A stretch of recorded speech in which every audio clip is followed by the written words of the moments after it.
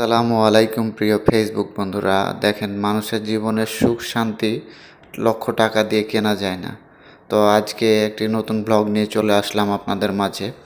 আজকে দেখাবো আমরা আজকে কোথায় ঈদের পরবর্তী সময়ে ঘুরতে গেছিলাম এবং কি কি করলাম আপনাদের সাথে শেয়ার করব। ঈদের পরবর্তী সময়ে জামাইদের একটা মূল কাজ হচ্ছে, মানে প্রত্যেকটা জেলার বা প্রত্যেকটা এলাকার জামাইয়ের, বাংলাদেশের মূলত জামাইদের মূল কাজ হচ্ছে শ্বশুরবাড়ি একটিবার হলেও যাওয়া।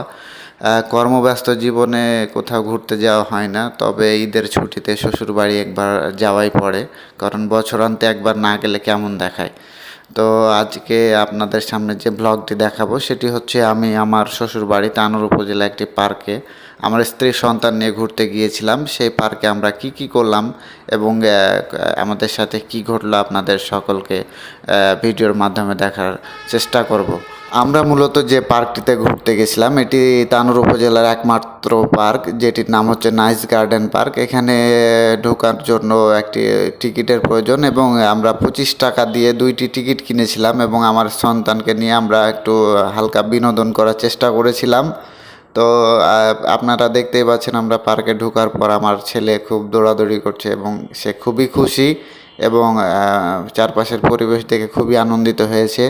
এবং আমরা পার্কটিতে ঢুকে আমরা যখন গিয়েছিলাম পার্কটিতে তখন মোটামুটি একটু রোদ ছিল, তো তারপরও খারাপ লাগেনি। অনেক মানুষজন ছিল, যেহেতু ঈদের পরবর্তী সময়ে মানুষজনের একটু ভিড় থাকে।